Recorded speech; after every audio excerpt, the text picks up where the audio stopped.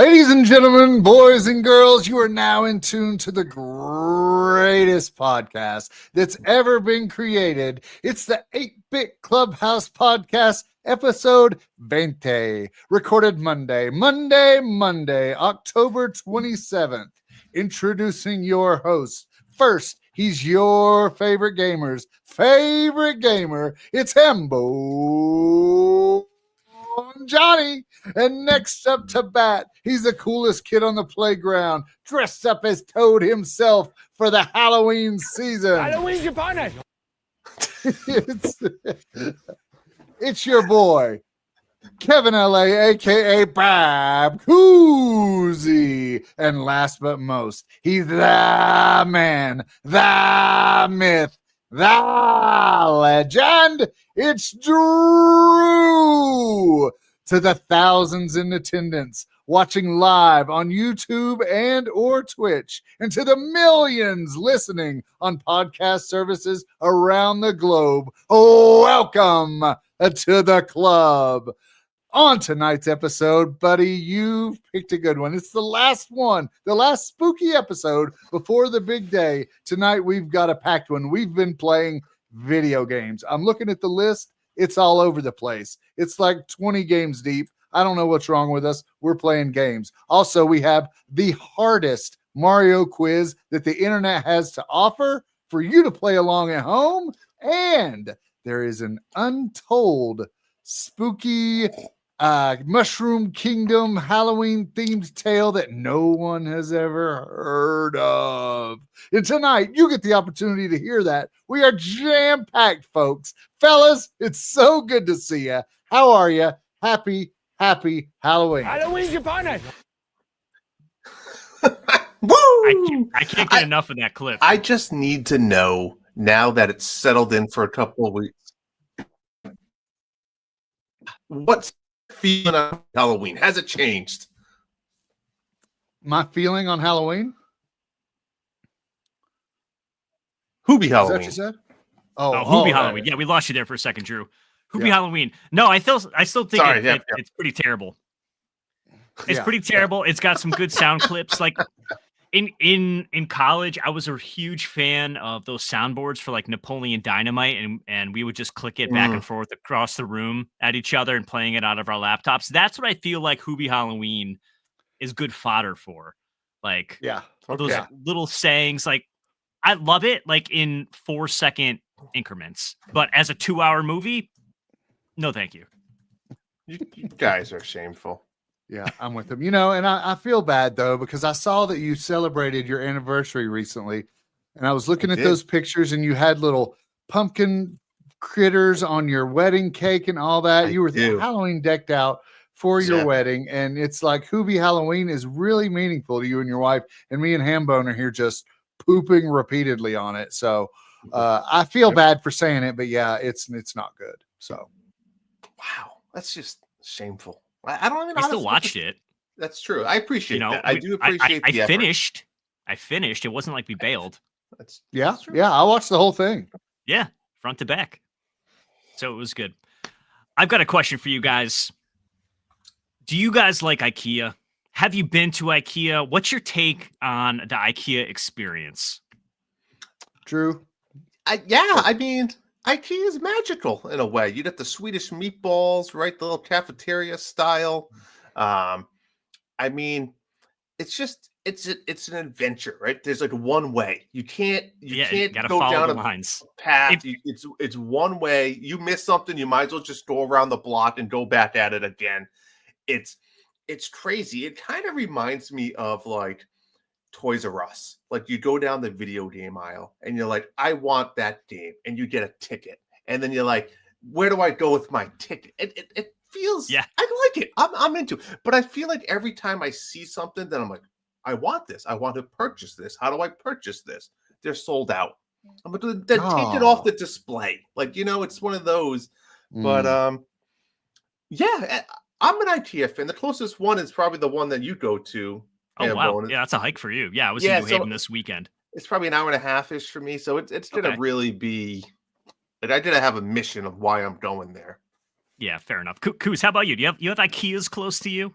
Well, I have one. It's about 30 to 40 minutes south of me. I've never been to IKEA. I've heard all the stories and I really want to go because you hear it's never like people just don't go to IKEA like they go to Sam's Club or somewhere. It's like we're going to IKEA and we're strapping in. We're packing bags and this is going to be an event. And so I've always looked at it like I can't just hop in the car and go to IKEA. I need to like put it on the calendar and plan a day around that. So I haven't done it yet, but I'm very intrigued and very excited. I know there's stuff for me there all over the place, and I'll spend all the money. So I haven't been yet though. Yeah, I would equate IKEA to like the Hubie Halloween of home decor stores.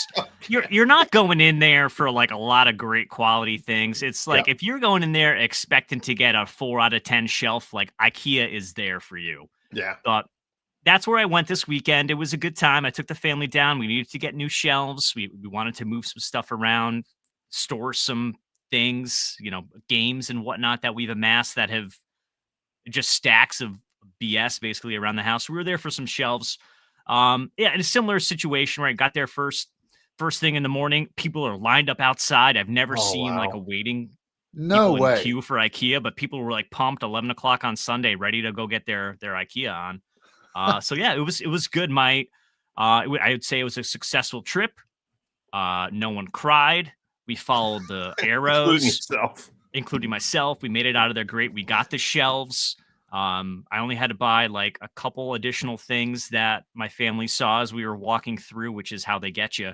Yeah. But I saw, I'm always intrigued with IKEA because there's the display section that you walk through first. Mm-hmm. Like this is what your living room or your kitchen could look like.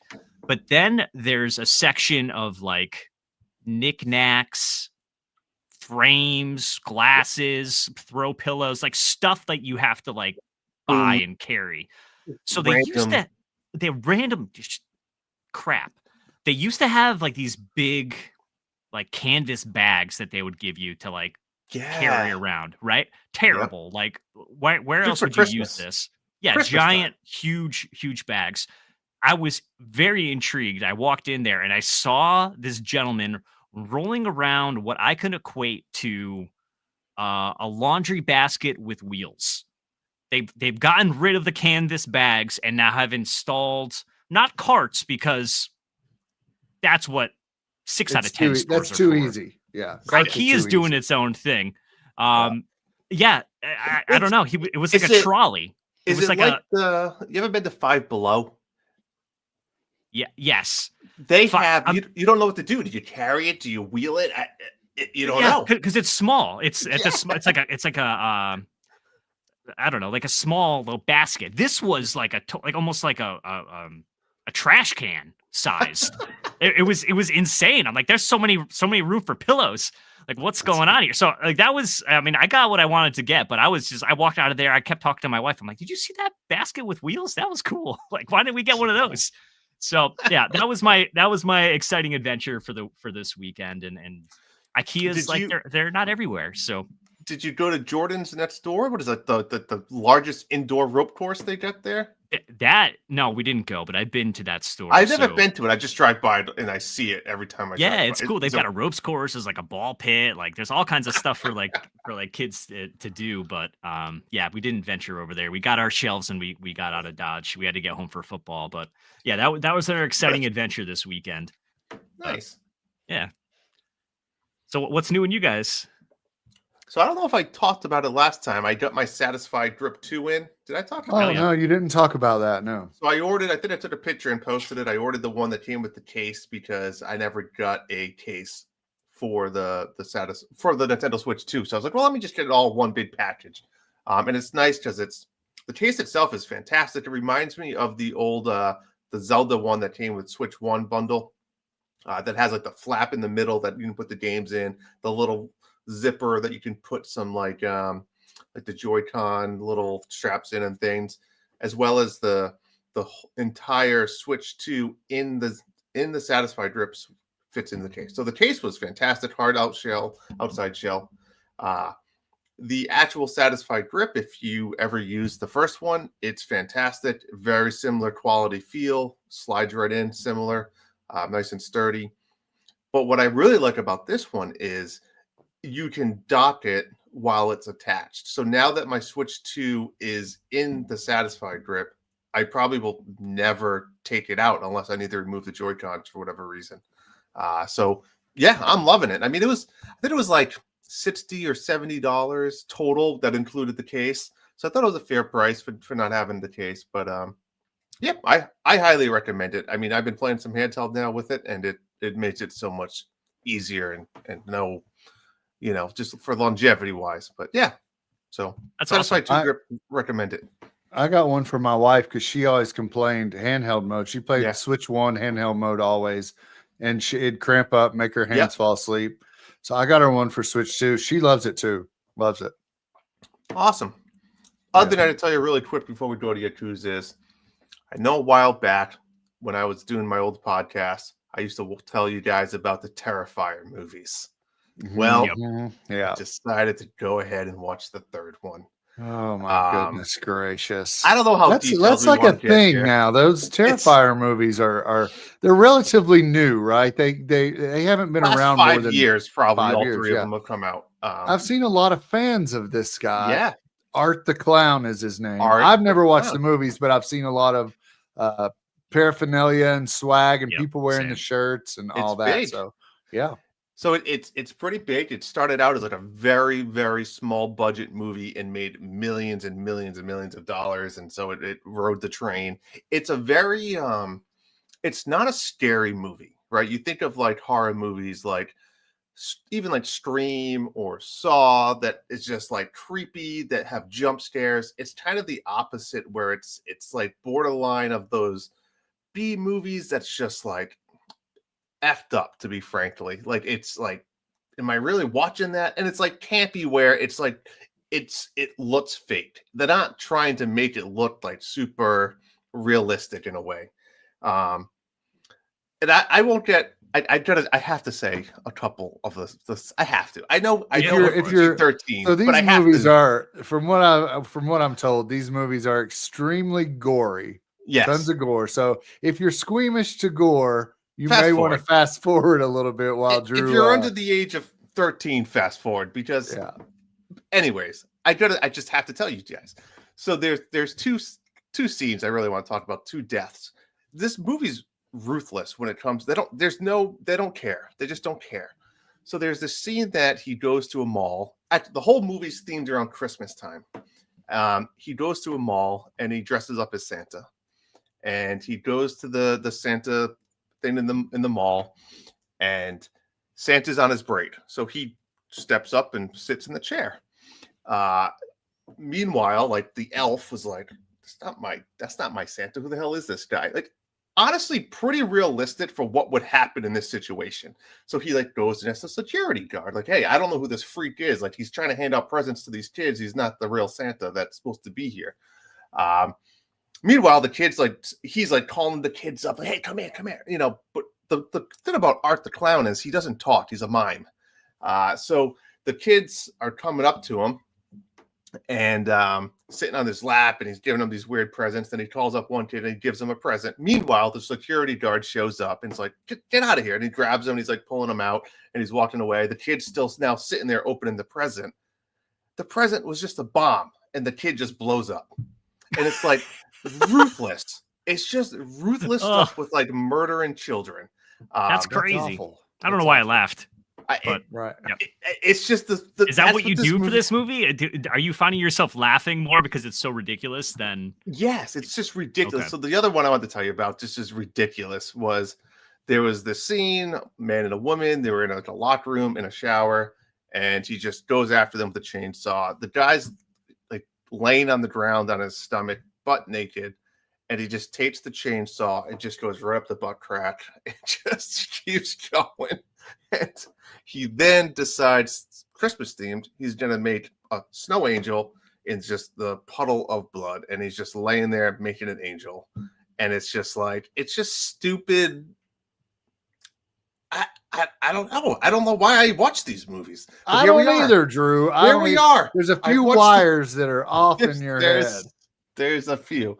So I'll leave it at that. It wasn't great, but I watched it. I actually watched it over the course of like 3 nights because it was like it's not even worth me staying up. I just was like dozing off. I was I'll finish it tomorrow. I tried watching the first one. I got to like halfway through the pizza scene, like very beginning of the movie, and I'm like, I can't do this. I tried. I did it for Hoobie. I can muscle through that. Hoobie was fun though. But this don't know. Fun. I think it's not fun, but people love it. So I don't know. Well, maybe we're the weird ones. I don't think I said I love it. We are. I just thought that I was committed to the first 2, which again, I don't know why. Whatever, dude. You're watching number 4 when it comes out. Guaranteed. Oh, absolutely. There's no doubt about that. Yeah. All right. So what? Don't apologize, man. You do you. You're a horror. What holiday should Art the Clown do next? So has he done Halloween twice? Or what was the second movie? Kind of. Yeah, he's done Halloween. He's done Halloween. There was no other Christmas theme. I mean, he's got to go. Is he the Easter Bunny next time? I'm thinking like a St. Patrick's Day. Just all right. Green. Like yeah. Let's do that. Stuff. All right, Cruz, what's been going on in your life? Tell us something good. You're always surprising us. Something good, yeah. You know what? A couple of years ago, I never really cared at all for Halloween until you really pitched it on me over these past few years. And I'd say it's been about 3 years now that I get in the Halloween spirit. This year it hit October 1st and I'm like, boom, it's Halloween season. It's October. Everything's orange and black. Let's go. It's on. And it's 3 or 4 weeks in. I'm like, dude, I'm so done. Let's just get this rolling, you know. I ordered the Headless Horseman Hallmark ornament the other day and got it in the mail. So that's how dedicated I am. Yeah. Yeah, there you go. That's the pop Funko. Yeah. That one's cool too. Yeah, this was a good one. Yeah, wow. Yeah, that one's really cool. I saw that on Amazon too. I almost pulled the trigger, but I started with the tiny Christmas ornament of the Headless Horseman. So yeah, it's nice. But I mean, I guess I have you to thank. I like the vibe. That. I went to Halloween Horror Nights a couple years ago at Universal in Hollywood, and it was really fun. I had a blast. I think that kind of helped turn the tables too, because I'm like, it's okay to be scared in a safe environment, right? That's what it's all about. That's how people ride roller coasters and things. So yeah, I guess I'm in on Halloween. I also watched a scary movie. You'll love this one, Bob. He's in the comments saying, "Koozy's so white bread. LOL, dude. Watch some horror movies." I watched Haunted Mansion on Disney Plus. It's PG-13. There's scary ghosts. My 10-year-old couldn't even finish it, but you know me, I finished it. I finished the movie. Nice. So it was really good. New one, yeah? Not the Eddie Murphy one. Right. I watched the trailer for the Eddie Murphy one. I'm like, this one is right on the Hoobie Halloween cheesiness level. So then I watched the trailer for the new one. Came out 2 years ago. And it looked really good. And I love the main actor in it. I forget his name. I think it's Lakin something. I really like him a lot. He stars in the show Atlanta, and I really like that show too. So he's a great actor. There's tons of good actors in it. So the movie's great. I suggest that movie. It's good. It's good. It's good. It's PG-13. My 10-year-old couldn't do it, but we did watch it at night right before bed too. So that kind of it's pretty true to like the Disney lore of the Haunted Mansion too. It's pretty spot on. It's all pretty real stuff. Yep. Yeah. I've never ridden that ride. So one more thing too. Today I was with the kids, watching the kids. Wife went out of town and they're fighting back and forth. And I said, you know what? Y'all keep on. I got on Amazon. I said, I just ordered some boxing gloves. They're coming on Wednesday. I'm going to let y'all box it out. Because that's what you do, right? The kids fight. Let them fight. Let them fight realistic. And my oldest is like, you going to get us a ring too? And I was like, keep messing around. I might. We'll see what happens. But I'm excited to give these two, a 10-year-old and a 12-year-old girl, boxing gloves and let them go at it. I don't know what's going to happen. And they're like they're not like full on boxing gloves, but they're not like cheesy poofy ones either. They're kind of like mid-grade training gloves. So if they throw a blow and it connects, it might connect. So I'm excited. That's awesome. I'm really excited to see what happens with that. So I will keep you updated. I'll probably try to record a little video of it, but we'll see. My money's on my younger one. She's feisty. Yeah, I like that. Those kids go at it, man. I see my son at karate, and probably very similar training gloves that these kids, they go hard, man. They go hard. Yeah. They might have a lot of pent up aggression to get out too, probably towards me. Probably take out the aggression towards me on each other. So we'll see. Awesome. TBD on that. Amazing. Well, we've been living fantastically exuberant lives and also playing tons of video games. As I mentioned earlier, I looked down the list and it's packed. I'll go ahead and rattle off mine first. I played the new Skate game. It's in early access. It's a skateboarding game. I bought the Tony Hawk games. I played the Tony Hawk games for about 30 minutes. I didn't like the Tony Hawk games. That nostalgia there, it didn't hold up enough to justify the gameplay. I turned this skate game, threw me an advertisement and said, hey, if you play now, you can get a pumpkin head for your skater that's filled with candy, a Halloween hoodie, some baggy green cargos, and some vans that are Halloween decorated with candy. I said, that's it. I fired it up right there. I wanted to get the pumpkin. Come to find out, you got to pay actual money. It's free to play, right? But to get that pumpkin head, you got to pay the cold hard cash. Did you pay? I haven't, not yet, but I think I'm going to because I really enjoyed this game. The controls are a lot better than Tony Hawk for me. They give a couple different options for controls. Like, have you ever played the skate games before? Then you should try these controls. Have you not? Then try these. I've never played the skate games. So I went with the beginner controls, and it was just the sticks. Pretty much, and X to jump. So different.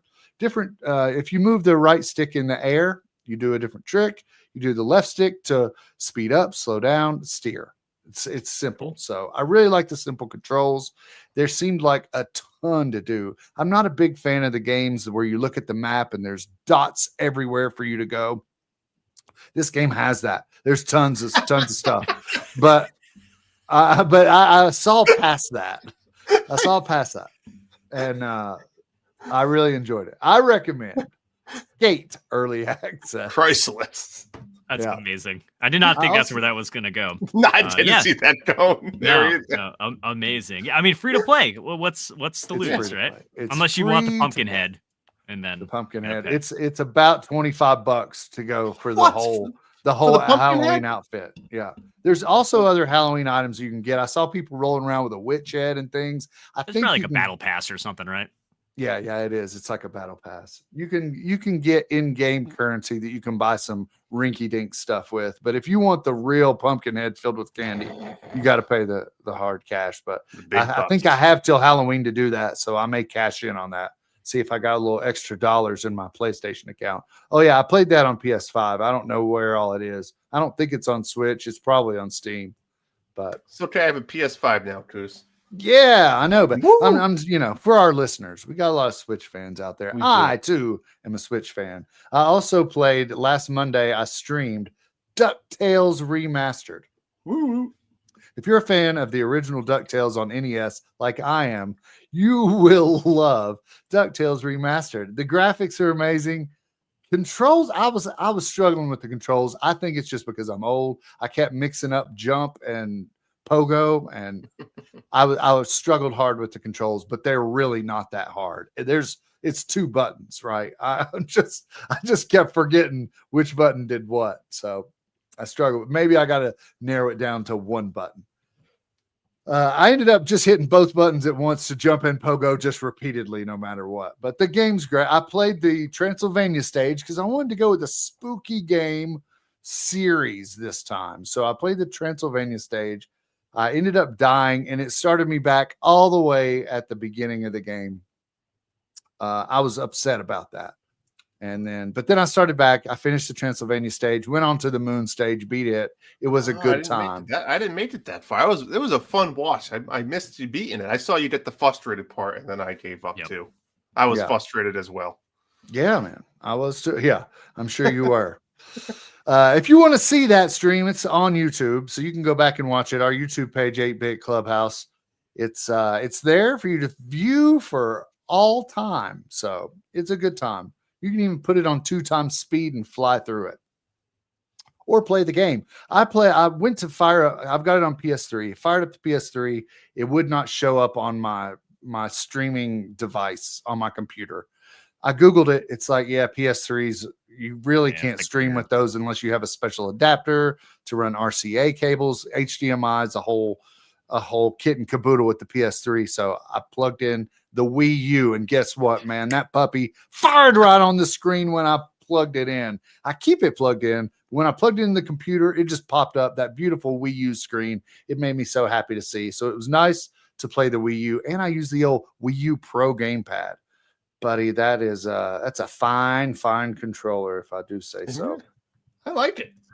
Next up, speaking of the spooky games, I played Luigi's Mansion 3. I mentioned this the last episode as one of my favorite spooky games. I hadn't played it since it came out 5 years ago. So you know what? I'm going to stand behind what I say on this podcast, and I'm going to actually play it. So I fired it up. I've been playing it. It's so much fun. I'm through like the sixth level in the house. Wow. So I'm trying to fly through it. I'm not really collecting all the money and trying to collect all the things. I'm just trying to see the story as quick as I can. And today I played the multiplayer for the first time with the kids. I don't know if you guys have ever played the multiplayer with Luigi's Mansion. I think it comes with the Scare Scraper, which is basically you pick a number of levels you want to go through. I think there's 5, 15, 20. And you and one other person can go through. You can also play online with people. That actually might be fun for us to do. I had a blast doing the Scare Scraper with my daughter. So we were flying through here, taking out the ghost, and the game looks amazing. It runs great. We had a really good time with that today. And then they also have another multiplayer thing. I think it's a $5 fee you have to pay. And it's called the Scream Park. And there's about nine or 10 different mini games that you can play. They're almost like Mario Party games, but they last about 2.5 to 3 minutes. And you could play up to 8 players on those. I really didn't, and they got really old really fast. We played 3 of them, and we were like, it wasn't grabbing us. So you pay the $5 for the extra multiplayer stages. It does come with some really cool outfits. I had Luigi with a giant Elvis hairdo running around. It was great. So it's almost worth $5 just for the outfits. But the mini games themselves, I suggest sticking to Mario Party with that. Next up, I also mentioned last episode, one of my favorite scary games was Resident Evil 4. I fired this up on the PlayStation specifically to play it in virtual reality. And it's awesome. It's amazing. I got through the whole first stage, the whole first section. I don't know what they are. They're like story chapters. There it is. I got through the end of chapter 1. Had to take the headset off, get a breather. And I just wanted to Google and see how many chapters are there to this game before I invest all my time. And it said this game has the most chapters. And so I turned off the game and said, maybe I'll play it again before this Halloween, but I definitely won't finish it until Halloween 2027. So I'm going to put that off. I'm still going to play it. It's just going to take me forever to finish the most chapters. If you have a PSVR 2, you got to play that game. I mean, I wouldn't play. I fired it up in regular mode, regular TV screen mode, and I couldn't find the VR mode. And I had to Google that too. I'm all into Google trying to figure out how to play video games. And apparently you had to download the VR mode. You have to go to the PlayStation Store, purchase the full game, and then purchase the VR mode separate. And it adds on to it. And that's weird. It's the full game in VR, but it's a whole separate download. So it is what it is. That's how they worked around it. So for those of you that are looking to figure that out, that's how you do it. You got to download the extra VR mode. I also played Savage Halloween, which Drew recommended. the last time. This game's fun. It is. I enjoyed it. It's harder than what I thought it was going to be. I got through maybe one stage, and I'm like, wow, this is like, I wasn't prepared for. It's like Mega Man 2-ish, but Halloween themed. Yeah, it's good. I think it was, what was it, Drew? Like $5 or something? And it's short too, right? It's not super long. Oh, I didn't finish it. I played it for about 30, 45 minutes, but it's good. I did like it. I did like it. I just had a lot of other stuff to get to, but I don't regret that purchase. And I will go back to it. But do you play that game like in July? No, you just don't. It's just a seasonal game, just like the Grinch Saves Christmas. I re-downloaded it to play with you so we could talk, and then I didn't play it. Yeah, but I still have time. We still have 4 days. Halloween is still upon us. Halloween is still upon us. Next up, I played the new Plants vs. Zombies. I bought it on PlayStation. Well, I was going to buy it on Switch, and then I realized I had no Switch money in my account. So then I'm like, I got to buy it for the trophies. So I bought it for the trophies. I told my wife it was out, and she's like, I need that game. So then I bought it on her Switch. She's been hooked. She's been playing it nonstop for the past 2 days. She's way further than I am. And so I got to ask you about it because I was all locked in on this, and I asked the wife, I said, "You want to play?" Because that was one of the big things. It's co-op mode, and in my mind, I'm like, "How is it co-op mode? You're just putting plants down." But anywho, I showed it to her. She wasn't interested, and then I'm saying to myself, I have a lot of other games that I want to play right now. Maybe I'll just download it on my phone, and I can play when I'm doing things that I'm not playing on my Switch. And I ended up doing that, and I've been playing it alongside. Yeah. So nice. I'm interested to see how it works on a console, right? Because on a phone, it's nice. You click the plant, you click which grid you want to put it in, and you click the suns to collect them. So like, walk me through like a brief like game on how you are doing that. Are you just using it like a mouse almost, or? Yeah, I mean, I'm bad at this, Drew, but yes, it's a cursor. It's a cursor that you move around the screen, and I used it with both the D-pad and the thumbstick, and it's a lot, and you can adjust the speed of the cursor too. So I turned it up, not all the way, but most of the way to where I could just fly around with the thumbstick, and the cursor's just basically like a mouse. And anytime the cursor hits a sun, it collects it for you. Oh, okay. You don't have to press a button or anything. You just breeze over a sun and it'll collect it. Okay, that's not bad then. You move to the space that you want, hit X, and it plants the plant.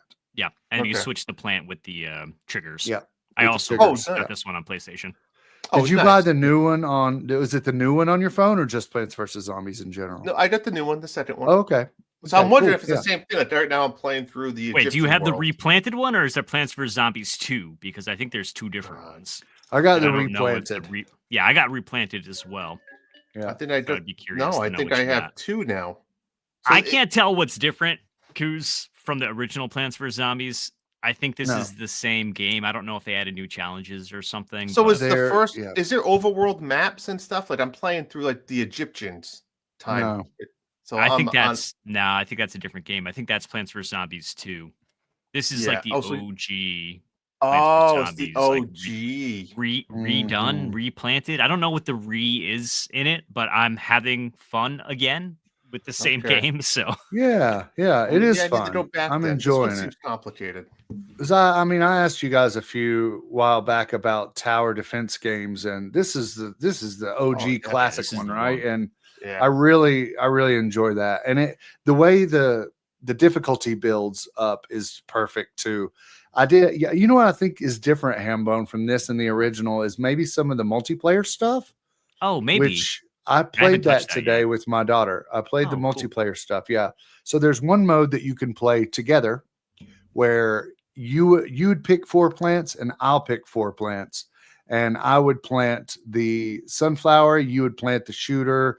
Whatever 4 plants you pick, you're allowed to plant. Whatever 4 plants I pick, I'm allowed to plant. So we'd have to conversate and say, hey, I need one of those giant walnuts over here. Since you got that, you go plant that. I'll grab the sunflowers. But the only bad thing about that is if I collect the sun, it only gives it to me.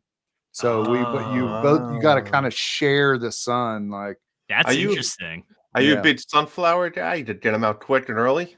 Yeah, I do. I get the sunflowers out. Yeah, row 2. Row 2 for the sunflowers. That's what I do too. My wife does row 1. I do the row 2. That way, if a zombie comes up, he's got a second to munch on something. Exactly. With that little more time with the pea shooter in the back row. Yeah, I'm a back row sunflower guy. I feel like you're not maximizing your space there, Drew. I think you're leaving untapped potential. Listen, they never even get to the second to last row. Oh, you're that good. He's that. All right. They don't even make it there. They don't get that far. It's irrelevant which row I put them in. There's another multiplayer mode on there as well that has I controlled the plants, she controlled the zombies. So instead of collecting sun, she was collecting brains and purchasing different zombies to send out towards me. That's definitely new. That's cool. Yeah, that's like cool. that. Yeah, we enjoyed that. I feel like it was a little easier for the plants somehow, but because every time whoever was the plants would win. But it was very fun still. We had a good time with it. I think it got like a 7 out of 10 on the ratings I'm seeing, which isn't bad. I think it's $30 now everywhere. Maybe a little cheaper. I think it was 20. No, it's 20. Yeah, I paid 20. Yeah, I paid 20 as well. So $20 for that game. If you're a Plants vs. Zombies fan, it's worth it. It's worth the $20. But think about all those times you downloaded it for free on your phone. Yeah, now they're getting you back for the $20. Yeah, but the multiplayer is fun to play around the house. It's just couch co-op. I don't believe there's anything online about it. I also played Ball X Pit. Is that how I say it? Or Ball Pit? Ball times Pit. I love saying Ball X Pit. It really gives it the authority it deserves. I downloaded the 1 hour full demo from PlayStation because I didn't want to go all in like you guys right off the bat. I didn't either, but I did. I'm not a fan, guys. I've seen you guys ranting and raving online and playing this game to death. You know what? It's not that I'm not a fan of this game in particular. It's that I'm not a fan of games that never end and just have the one more run type of games. I don't want to put an hour into a game and feel like it's not enough. I like finding a save point in a game and saying, okay, here's a good spot. I'll come back in a week from now and be right back at this typewriter in Resident Evil and start right back with this bad guy that I saw before I saved. Fair assessment. With the I don't want to call it. It's not an endless runner, but what's it called, Hambone? These type of games. It's like a survivor like a game. Yeah, vampire survivors, roguelike. Yeah, just the runs and runs and runs. I did enjoy Hades with what I played with it, but this game was, and I see the appeal. Don't get me wrong. I did have that one more run feel, and I'm like, ooh, I unlocked this ball. Ooh, I unlocked this character. I did want to go back and play with them and see how they played different. And at the end of my free hour, I thought, I could play more of this. I could, but I still feel it's like having soup for dinner, right? You can eat all you want and still not be full. And that's kind of how I feel with these games is I can play them to death and it doesn't scratch that video game. Yeah. That's one of the, it's not a game that most people could be. That's the only thing that you're playing right now. That's a complimentary game. I want to get a couple runs in after I do the more substantial stuff that I'm playing, but I'm glad you tried it. Good on PlayStation for giving the free trial out there. See those, Drew. I know you like to play your Switch while your wife's watching Dancing with the Stars. That's one of those games where you can sit there and mindlessly do runs while you're hanging out with the fam on the couch. Absolutely. I mean, let's just talk about it for a second while we're in this pocket, not to hijack Cruz, but we're on the topic, Hambones. Let's talk about it. We both played it, a lot of it. I think I have 25 hours into it. I ran credits this evening, which we didn't think was possible at first, but it is. And thanks for you for telling me how to run credits. Yeah, absolutely. I'm glad you came out of that after credits ran. I thought you'd be having an out-of-body experience still. Well, I'm still a little hypnotized by that pre 100%. I'm glad you were able to make it tonight. I took a video of it. I'll share it with Cruz later. I didn't even know what the hell I was watching. My Evan's on the couch, like, what is happening on the TV? And I said, I have no clue. Yeah, don't do drugs, kids. Don't do drugs. but anyways, to Cruz's point, it has the one more run. My problem is I never felt like I was really gaining powers, and I know part of this is, which we haven't talked about, is the hub, and it's a new take on this farming simulator, right? That you have to really focus on building these houses and upgrading them to really make your characters more powerful. I do love the diversity of the different characters. I thought they were spot on. It made you want to play the different characters. Well, actually, it forced you to advance through the game, right? You had to beat each level with anywhere from 2 to 8 characters per level to advance to the next, to collect gears. But yeah, there was times I complete a run and I'm just like, I don't want to do another run, but like that's the game. Like I don't have a choice. Like if I want to play this game, I got to do another run. Like it was a weird feeling I had, which isn't normal for these type of roguelike games. But the characters themselves were different, but not enough to make it super different. There was a point that I made it to where I unlocked a character Cruz, where, well, there's a point in the game you can bring 2 characters into battle, right? And they combine powers, and if you beat it, you get 2 gears, right? And that's 2 check marks. So you beat that level with both of those characters. Yep. So there's a point in the game, a character, his special ability is he plays the game for you. You literally can put the controller down and watch the TV. It turns the game into an idle game, basically. If you've ever played one of those games on your phone or whatever. Because when I had 2 gears in the last not level, even play it. You just turn on a video game and you're not playing half the game. It was those IKEA shelves needed to get put together at some point. So you're damn well sure I had my little guy shooting balls over in the corner while I'm twisting my Allen wrench to put the shelf together. You know it. It was great. Mine was, I had 2 gears in the last level. I needed 8. So the next 4 or 5 gears were accomplished this way. And then the very last one I beat. So it's like, yeah, why the hell not? The game's fine. It's fine. I commend the uniqueness of it. I don't think it's a top 10 game for me of the year. I did really not enjoy the sim part of it in between. It was weird to me, the farming portion of it. But yeah, it's fine. It's just fine. I don't know how you feel. It's total flash in the pan type of game, right? This is not something that we're going to be talking about from years on. But right now, it's made by 10 Devolver. People in credits. Like it was a very, very short list in terms of actually who developed the game. Obviously, Devolver was behind it, doing the publishing and whatnot. That's a bigger team. But for a small team to create this awesome game, kudos to them. Totally agree with you. The town sim thing, it was weird. I don't even like to call it a sim because it's not really trying to do that. It's like a different take on an upgrade system. Instead of getting points to allocate to your guys to be like, well, I want this guy to be stronger or to have a bigger area of effect or faster or whatever. You got these buildings that then associated with unlocking other characters or bettering your skills in some form or fashion. And I think what this game did really good about what kept pulling you in, doing one more run is that, oh, that last run I unlocked a building, but oh, damn, I'm like 400 gold away from being able to build that building. So let me go and do another run really quick. I'll have enough gold. Oh, great. I can build that building. Oh, but I got another blueprint. So now I need 44 more wood. So now I need to build like a better wood collector dude. Like, oh, okay. So like I'll go back, keep doing that. And some of the characters, they had 16 different characters.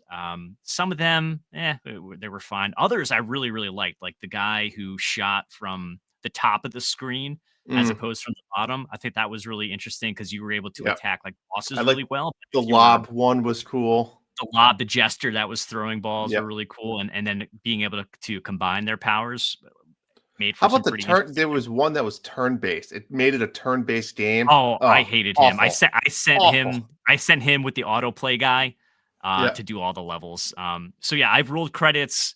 I've got the platinum on PlayStation. I've beaten every level with every character. Many of those were auto played while I was building IKEA furnitures and washing dishes and whatever. Yeah, exactly. I would set that guy to go, and like the levels are 15 minutes. I'd go like, empty the dishwasher, and then I'd be in the middle of something, and I'd be like, oh, hold on, I got to go check on something. I'd come downstairs, I'd build my stupid building, bounce my people off the building, and then set another one, and then went to go do whatever. So it was great. That's kind of what I did. I fell asleep as I was like reading at one point. I was reading a book, and I was like, this guy was just bouncing. I was literally playing Hades 2 on my PC and my Steam Deck, and then I had that running on the TV. It was just like this weird vibe I had going. It is a silly, like I get we love Hades and we're contradicting ourselves, but it's a silly concept that you have to beat the last level with 8 different characters. It's just there's no. It doesn't really tell you.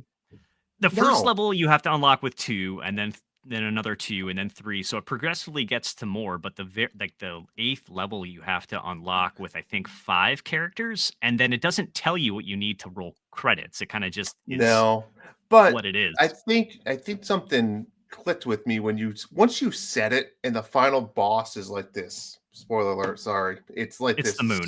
It's like the moon, but it has like the moon. But it has like the 8 different holes. Nodes. Yeah, sure. And then when you beat it once, twice, 3, 4, it kind of shows it. But I never put 2 and 2 together until nobody would, unless you knew.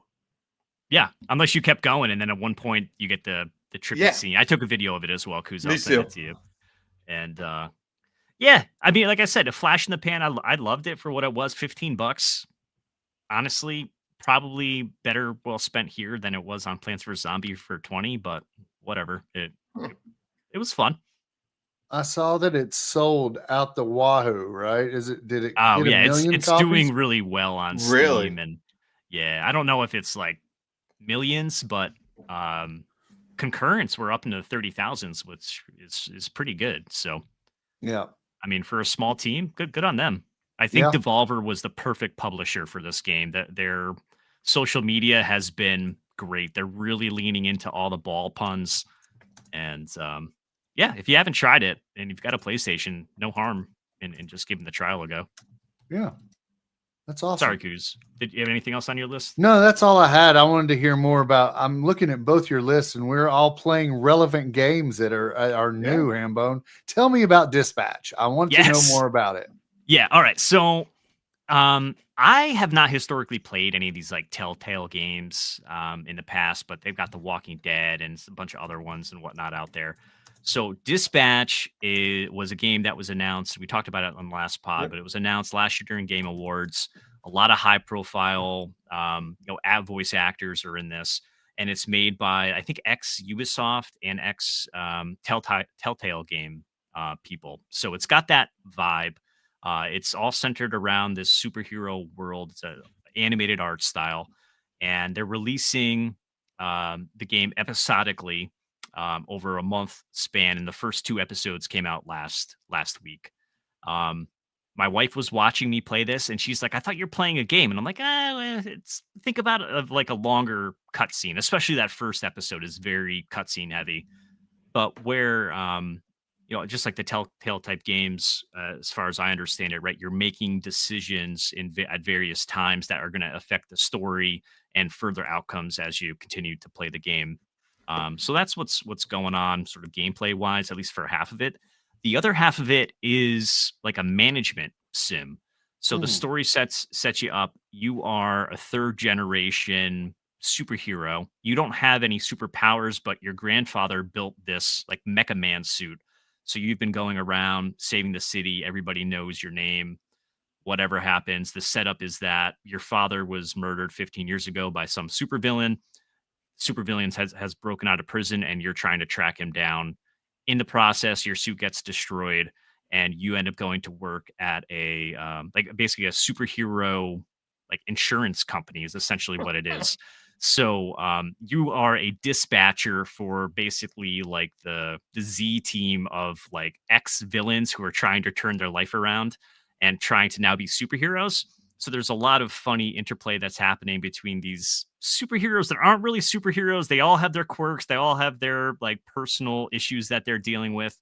And what you're doing is, as calls are coming in, like, oh, we need somebody to speak about what a superhero is like in front of a big crowd. So you need to pick somebody on your team that has a high charisma stat. Or like, hey, you need to go break up a bar fight. So send your guys who are good at defending and good attacking. So there's different scenarios, and there's only 5 or 6 different stats that you have to manage. But as you go and you successfully complete missions, you can level up your guys, you can assign them better stats and go on from there. So it's this interesting combination of this like narrative adventure along with this management sim. And there's some very high level puzzles, I'd say, as well, that they've introduced, at least so far through 2 episodes. But I think it's a good story. The voice acting is great. This is probably one I'll play multiple times just to see the different paths and the different decisions that you've been made. But it's episodes 2 and 3 and 4 come out on Wednesday, so I'll be in for that. But yeah, it's been really good. I love how they're firing these episodes out, aren't they? I love that. Yeah, I think it's great, especially with so many other games coming out right now. It's like each episode is just under an hour, so it's like I've got enough time to sit down, like you were talking about before, Q's. I'm going to sit down, I'm going to accomplish something, and when at the end, I'm going to feel like I did it, right? I'm not having to do another run. It just is what it is, and move on to the next one. So, I'm looking forward to it. Have you guys looked at this one at all? What's it on? What system? Is it on Switch? I don't think it's on Switch. I'm playing it on PlayStation. I don't think so either. Okay. Yeah. Yeah. It's $30. It sounds like a game that would be good to play in handheld. But it is. And exactly. As long as you can hear the audio, which because that's such a huge point of it, right? You're not reading really anything. As long as you can hear it when you're playing, it's great. But yeah. Cool. Big fan. Very cool. Nice. Yeah, so everything else on my list here. So we've got Ghost of Yotei, rolled credits on that as well. Got the platinum as well. The platinum trophy. It's been out, what, a week? No. 2 weeks. Almost a month. Beginning of October. So yeah, this was the big PlayStation game for the year. Absolutely loved it. Great story.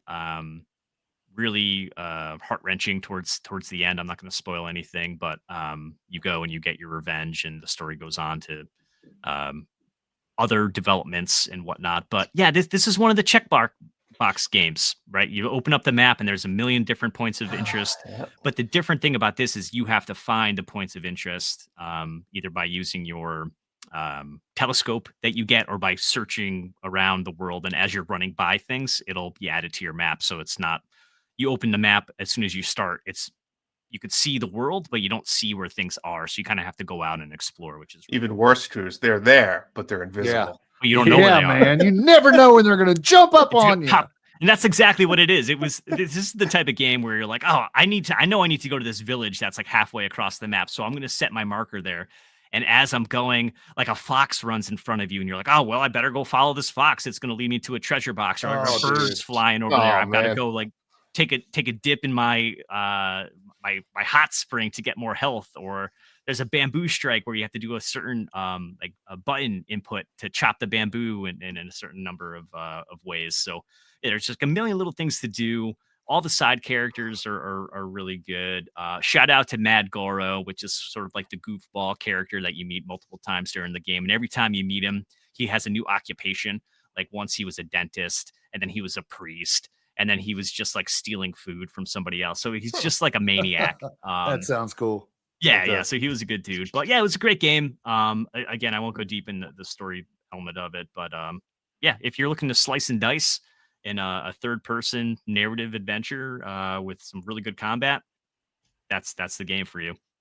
My brother-in-law just finished the first one and really enjoyed it. He's even watching some samurai show on some streaming service as well. Shogun, I think he's all in. He's all in on. So I should definitely suggest this game to him. Right? You should. If you played the first one, you got to play this one. Right? Yeah, like I said last week or a couple weeks ago, it's not a direct tie, but it's built on the same engine. It's going to feel very similar to him. If you enjoyed the first one, yeah, he's going to really like this one. I will say there is a side mission that you can go on that has a big nod to the first game that I was a huge fan of. They did that really, really well and gave, they shined the legend of Jin Sakai from the first game really, really well. So that was Nice. cool. Hades 2, that's Ooh, a wrap. 100%. It's a wrap. Got all the Nailed it. achievements, knocked that out a couple nights ago. I found Hambone the 3 Johnny fates. just knocking games out left and right. I tell you, this weekend was wild, man. I'm putting together the shelf. I've got my ball pit. I knocked out yesterday. You're killing Hades it. 2 went down on Saturday. Ghost of Yote went down on Friday. It's been like line them up, knock them down over here. But yeah, Wow. man, Hades 2 is great. More of the same. I unlocked all the weapons aspects. Some of those weapon aspects that I actually hadn't tried before were really fun.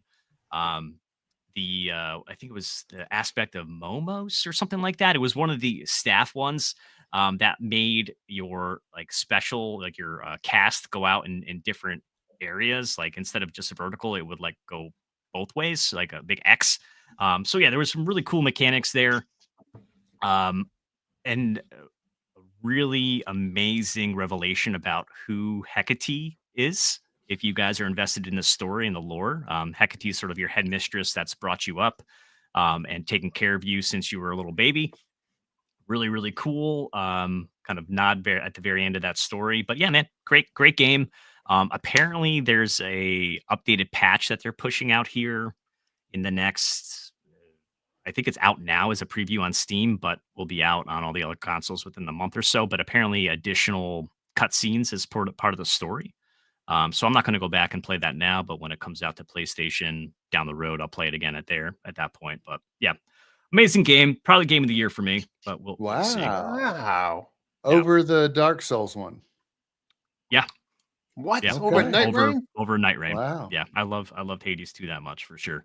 That's awesome. Yeah, and then you guys, we hit on Ball Pit and Plants vs Zombies, but the last game I'm kind of back to is Absalom. So this was the roguelike beat 'em up I talked about a couple weeks ago. I've got another couple hours into this one. I beat in the Under King, which is the first big boss of the first island. I've gotten to the second island. I've unlocked the fourth character, Braum, the Frog Wizard. Yes. I haven't used him yet. But my favorite character, I got to tell you, man, Carl the dwarf is the man. Hard to beat Never a go good wrong. Carl. You know, I'm like, you're looking a little too stumpy for me, bud. But you know what? I put aside my dislike of short Biases. people, apparently Yep. my biases of the short folk. Mhm. And Carl, he kicks ass. Yeah, he Nice. headbutts people with his special, hits them hard. He's got a shotgun that he like fires all over the place with his special move. I mean, What's That not to like? sounds amazing. does sound amazing. Carl the Dwarf. Yeah. Carl the dwarf, Shotgun ready. shotgun ready. That's it, man. Shotgun Carl. Shotgun Carl. Yeah, he's fun. It's a fun game. I'm gonna keep playing it. I feel like every run I'm doing, I'm getting a little bit stronger. I'm bringing back more resources to level up my guy. There's some side stuff, different pathing that I've gone where I was able to do and check off some side missions. I've built a bridge so I can get to a certain area a little bit better next time. So yeah, more to come. I've heard this is anywhere 10 to 15 hours, so kind of a shorter experience, but Perfect. yeah. But next time we talk, hopefully this will be done too. Nice. Yeah, that's what I've been playing. Chat wants to see you take a drink of your cup. Take a drink from your cup. It looks pretty normal to me. Yeah, it looks normal. There you go. Thank you, Hambone Johnny. Oh, there's the corn cup. Corn cup. Good, Drew. Drew, what have you been playing? I've also been playing a lot. I don't know if I've been banging them out like Hambone's been banging them out, but I've been playing them. Mario Galaxy 2, chopping away with the wife. We have like 65 stars. We're cruising. I think we're on the last world. I'm probably not 100% in this game. I've been there. I've done that, but I'm going to see everything there is to see and roll through it. I'm still having issues with the controls a little bit. I mean, it's an old game that they didn't redevelop it, right? So just like you said with Tony Hawk, there's still that something's off feeling. Yeah. It looks fine, but I still think the character models are weird looking to me at times. I don't know what it is. I think it's the shadows. But anyways, playing that, cruising through. I've got a lot of stuff I'm going to just touch on quick. NBA 2K26 on the PS5 continues to run and look fantastic. You guys will be happy to hear that I am still 0-6. Oh my goodness gracious, Drew. I was playing as the Lakers. Luka Doncic had 52 points. I was up by 12 going into the half, and I choked so hard. I don't know. Would you get into some foul trouble? What's going on? Is he I don't know, crossing you up? My son was getting upset, and I said, I'm sorry, I'm not holding back. Like, I'm 0-5. It's not fun for me to just, I gotta win. And I don't know. He just started hitting everything. I don't know what happened. I don't know how to play defense well, so I just need to hit baskets and hope he misses because but he's dunking, he's hitting coach button, and he's putting full court presses on me. He's double teaming me, and I'm like, he's changing subs on. He knows how to. I'm like, I just play what they give me. Yeah, you know. Yeah. This is one of those games like a sports game is supposed to be played. Drew, no defense. Play with the players you're given and roll with it. Well, these games are so sophisticated now. It's like it looks at the current injury report. So, like, for example, LeBron's out the first 3 weeks. LeBron wasn't playing because he's currently injured. Really? And as soon as he comes back in, he's back in the lineup. I'm like, it's cool, but annoying. So I found a way you can hit a button and you can do like load normal lineups. So, for example, if I was the Celtics, I could play with Tatum. But as of right now, Tatum's not in the game because he's injured. He's out for the season. You know, it's cool, but weird. It is cool, but if you're just playing just you and your son, you want the squad, right? Yeah, you want the squad. So we're having fun with it. It's become a little good bonding time for us to play. On the same topic, he's been playing Miles Morales. Spider-Man, thanks to you two for sending us that copy. And I've never seen my son get into a video game like he's getting into this game. Like, really? It will be a Saturday morning. We'll be hanging out downstairs. I'll be having my cup of coffee, doing whatever. And he's like, I'm going upstairs.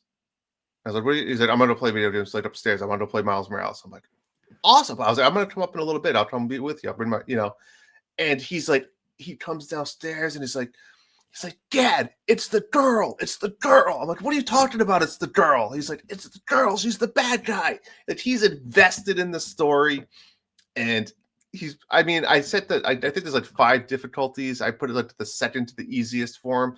But to be honest, this is probably his first big boy game. Yeah. And he's like into it. I'm like, man, in my mind, like, what am I going to do next? Am I going to get rid of the Spider-Man? Am I going to find a different game for him? Like, he's using the PS5 like it should be used. So it's fun to see him play. That's awesome. This game and really enjoy it. So. What's good about those Spider-Man games too is that you can turn down the difficulty. The story's amazing in these games. Yeah. Yep. He still has 2 other ones he can play after this one, which is great. Yeah. But it's just even on the hardest difficulty, all that does is make enemies hurt you more. So you're still fighting the same with the same. And a lot of times one of the downsides of these Spider-Man games is that the fighting gets a little routine. You do unlock new moves and new weapons and things, but towards the end of the game, you're just running through the same motion. From a 9-year-old, they don't care. They love it because they know what to do. The quicker you can get through that and see that the story's amazing. So good for him. And like I said, I'm kind of invested, and I'm like, I'll come watch. I'll just sit on the couch and whatever, scroll on my phone and have a coffee and watch. And it's a fun game to watch. Yeah, it's good, man. You got to, if you haven't tried just swinging through the city, the triggers feel so good, and the kind of like gliding through. It's like they've perfected that. He was doing this side quest the other day. He had to find a cat, and the cat's name was Spider-Man. And he's like, I gotta find Spider-Man. Where is he? And he's like, oh, there he is. And the cat runs away, and it'll change. It was cool. It's cool to watch. Yeah. Staying on the topic of PS5, I've been playing The Last of Us. I'm so proud. Yeah, it's amazing. So I've been playing on Tuesday nights. I've just been playing once a week. When the wife watches her Dance with the Stars, I go upstairs by myself, peace and quiet, turn all the lights off, get the rope light stuff going, and I just enjoy it and I play it. The first night was very intense. It was very intense, the opening scene, because now, I mean, I've watched the TV shows, but God, it's been years, right? It's been a long time, and it's intense. It's very intense. It's emotional, obviously. It started like you're walking around the corners, like a little bit of like, is something gonna jump out at me? Like it's nerve-wracking. Yeah. It's intense. And then second session was a little bit more laid back. I had to go, not embedding zombies. Now I'm fighting the humans, right? The concept, and getting my feels down with the controls, and it's good. I have now met Ellie, and I'm dropping her off. Like it's like part of the mission type thing. So I'm not super far, probably a few hours, but I'm just going to shuttle on at my own pace and enjoy it. So now that you describe it like that, I don't think it's a Drew game. I think that The Last of Us has a great narrative. It's a beautiful looking game. Yep. The story is one of the best ever told in video games, but I don't know that it's for you, really. I think at the end you're going to be like, that was good. I could have watched the show and been fine. Yeah. Keep playing it though. Keep playing. Yes, definitely keep playing it. You got to. But I am itching at. I will tell you, Hambone, I've been itching lately at like a Dark Souls or something to try to jump into. I have been itching, and now that Elden Ring is postponed on the Switch indefinitely, I'm like, should I just wait for a sale? Drop it on the wish list. And you probably can get it for half off at some point. How long is that game? As long as you want. That's awful. Oh my God. As long as you want. How long to beat it, or how long to see everything?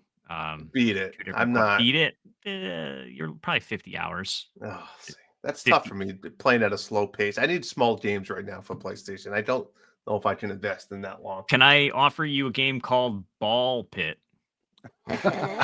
No, you can't. No. Been there, done that. Yeah. That was more hours than I wanted to spend in that game. I've been playing with the family some more Mario Party Jamboree, and I have this really quick want to talk about it because we love. A lot of the older Mario Party games has this, and then they get rid of it for a while. The tag team party mode, which is just a normal board game party mode, but it's 2v2. And if you collect coins and you collect stars, it goes into your team bucket, right? I think I've talked about this. I don't think I've ever played that. That sounds cool. It's great because you can put like a parent with a kid, and it kind of evens it out, and it's fun. So it's always like usually me. Well, we change it up, but it's a lot of fun. It was so much fun that my daughter and I were home the other day. She was homesick, and she says, "Dad, can we play Mario Party?" I said, "Sure, let's play. We'll just play on the computer." I just put it on normal, and we played. And when I tell you, I consider myself a pretty good Mario Party player, and we just played 2 computer players on normal, and we got our asses kicked. Like, really? We won every single mini game, hands down. We just were so unlucky of them getting star after star, stealing stars, landing on hidden block stars, getting the chance time, and like us having to give them stars, getting coins, going to a boo and stealing a star. It was just like we lost like 6-1. It was just, and then the bonus stars were like who landed on the most red spaces. Well, that was them. Like it was just everything against us. But I guess my biggest problem I have with this is, since it's a 2v2 themed game, 90% of the mini games are 2v2. And there's only like 4 or 5 2v2 mini games in Mario Party Jamboree. So it's like you're playing the same mini games over and over and over again, which does kind of stink. So only downside, but we still have a lot of fun with that game. Last game I want to talk about is Pokemon Legends ZA. Not super far into it, maybe 5 hours or 6 hours. A new game. Brand new. If you didn't know, the concept is called Pokemon Legends ZA because you start at rank Z and you have to work your way to rank A. That's kind of the overall concept of it. I've gained maybe 4 or 5 ranks. I think I'm like U or V or something along those lines. What the cool part I do love about this game is the battle mechanics are. You throw away that turn-based battle mechanic that you think of Pokemon, and it's like live action fighting where like ZL a target, and then your little menu pop-ups with like your 4 buttons, like as you see in a diamond, and you hit them, and you just instantly cast that spell with the cooldown. You can use the D-pad to change Pokemon on the fly, and you push like ZR, whatever it is, to throw a Pokeball to live catch. So everything's live battles, and it's just a really good control and really good flow. So from that point of view, it's great. Really enjoying that part of it. The actual world and environment, which makes most games fun, most Pokemon games funny. It's all taking place in this city, town. What they did is kind of Tears of the Kingdom-ish. Is they added like rooftops. So the rooftops adds another level. There's a lot of rooftops. There's a lot of like, I don't want to call them jumping puzzles, right? But how do you get up there? I need to find my way to that rooftop. Then once you get to the rooftop, how do I get to the other rooftop? So it adds a little bit more of an element of just not walking between all these buildings in the city. Meanwhile, they have zones, right? So they have the zones during the day where you can go in and they have wild Pokemon that you can catch, right? You just battle them, catch them, standard catching Pokemon. It does have like a clock cycle. So when nighttime comes, that's when there's these zones that turn red. And when you go into the red zones, they have Pokemon trainers. And you fight the challenge the Pokemon trainers to get tickets. And when you get enough tickets, you can then challenge the next ranked player. So it's a cool little cycle that keeps you going. And then there's millions of little side quests you do. You can go back to like, how you're doing it. And it's fun. It's a fun little development. Again, I'm not super far, but it's got me hooked a little bit. I only play this when Evan's around because he likes watching it. So it's just one of these games that I'll probably play for who knows, maybe another month or two. And I don't know if I'll complete the Pokédex. It's one of these games which I hate about Pokemon is like we got early on, we got Ghastly, and then I evolved him into Haunter, and then all of a sudden we're like, we gotta get Gengar because that's my kid's favorite. We gotta get Gengar. So I'm like looking it up. How do I evolve Haunter to Gengar? Like sometimes you need a stone or something, and the only way to physically do it is to trade it with another player, and then they trade it back to you, and it evolves when you trade it. Shout out to Solo. Solo was on there. He said, "Yeah, I'll hop on. I'll do it with you, no problem, buddy." And he did it like within seconds of us learning this. But it's just like it's stupid that you have to have an online NSO subscription, right? You have to have a friend that you can trade it with, and then it's like that's a throwback, man. I like it. That's the throwback to Red and Blue, where you needed the link cable and a friend with the other game, and somebody you would trust to actually trade your Pokemon back to you. So there was a lot of us out there that had 142 Pokemon or whatever because we couldn't have a buddy or whatever that exclusives from the other ones trade it. I'll be your buddy, Hambone. But it's crazy. I mean, essentially, it's tied behind a paywall, right? Because if you don't have NSO subscription, you can't go online. So it's like it is kind of sleazy. Let me throw this out though. Would you rather have to be in the same room as Solo to trade? No, I'd rather just go find some stupid stone hidden behind a waterfall and then upgrade the guy out of it, man. I don't know. You're crazy. You crazy. And you can unlock all 16 ball pit characters with one $15 purchase. Is that true? No trading needed. Is that true? Ball pit? You can't. Yeah. You can unlock. I didn't know that. 16. Yeah. Oh, that's great. Well, I don't know. We disagree there, Drew. I think that's fun and adds to the magic. It's fine. It's fine. Who doesn't have NSO online besides Hambone Johnny? No, he had. Oh, you don't have it? I don't think I have it anymore. Okay. that's it for me, folks. I've been playing. Would you recommend Pokemon ZA to somebody who's never played a Pokemon game? I think it is a good entry level game because of it. Yeah, I think so. I think it's easy to pick up and play it. Okay. Yes. Before we move on to the next segment, I do want to call out the chat was suggesting Sword and Sword of the Sea. Oh yeah, for you, Drew. It's like a 4 to 5 hour game on PlayStation. Oh, that's all it is. That's Yeah, the very one you short. surf around the desert on a sword type thing. Yeah. So I didn't like it. put it on a wish list. Is it a Free on Drew, PlayStation is it a Plus. Drew game? Maybe. Is it more Maybe. of a Drew game than The Last of Us? I don't know. No, I don't think so. The Last of Us has the spooky feel of it. The Sword of the Sea, you just ride around and there's no direction. That's what I didn't like about it, because I'm like, I could go anywhere I want. And then I fell off the side of the cliff. And then I'm Can't like, go there. well, I can't go anywhere I want. And then, so where do I go? And then I was just in this big loop, just riding up a whale's tail and blasting off his spout just repeatedly. So I had no, I need a little owl there saying, Link, follow me to the great Deku tree. But there was no owl and no tree. So that game, That's fair. it's fine. To each his own. But it was free for paid subscribers to the PlayStation Online service. Did you get PS Plus, Drew? Not yet. Okay. I mean, I will if there's a game on there that I'm like, well, it's just easier for me to play that game and whatnot. But as of right now, I do not have anything. Fair enough. Yep. Fair enough.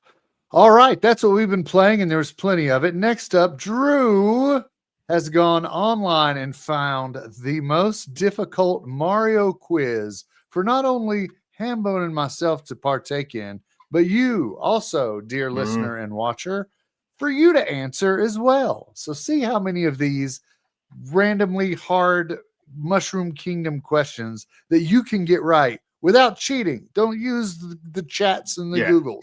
No Try cheating. to answer these logistically. That's not the word I was looking for, but answer Drew, them logistically anyway.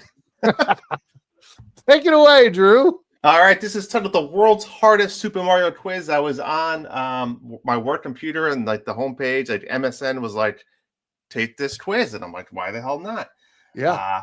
So there's a scorecard up front. I'm going to tell you a little bit about it. It says, so if you're 0 to 30%, it says, too bad, don't worry, it's not quite game over. You might not be able to tell Kooplins apart, but you know exactly how to get the minus zone, blah, blah, blah. 31 to 60%, let's go. You might have been a PlayStation kid, but it seems like you've got a trip of the fundamentals. And then 61 to 100%, wahoo, you're a superstar. You probably know all the words to the Mario rap. So I will say up front, I took this quiz, and if you said, Drew, you have a chance to win $1 million, you can pick the category that you want. In my knowledge, I probably would go with like a Super Mario or like a Lord of the Rings. Like I feel the most confident with those two topics. And I would probably go Super Mario because Lord of the Rings has some deep shit lore. Yeah. It's too much that they could trick me. Yeah. They can trick me. Well, folks, I got 45% on this. Wow. Whoa. You might have been a PlayStation kid. I'm gonna a little spoiler alert up front. It gets more into not just the world of the Mushroom Kingdom, but more about the business and stuff like that's where I think I struggled a little bit. And there's some tricky ones in there. So I'm gonna share my screen so that way, if you want to, you can also look at the screen. Are there any visual questions like what Koopaling is this? I don't think so. I took this about like 10 days ago. So I could take this quiz by listening, by audio only, right? You can, yes. Yep. And if I think there's no video or audio pictures. All right. So here's the first question on the screen. What are Mario's character model dimensions, width and height by pixel after consuming a mushroom in Super Mario Brothers?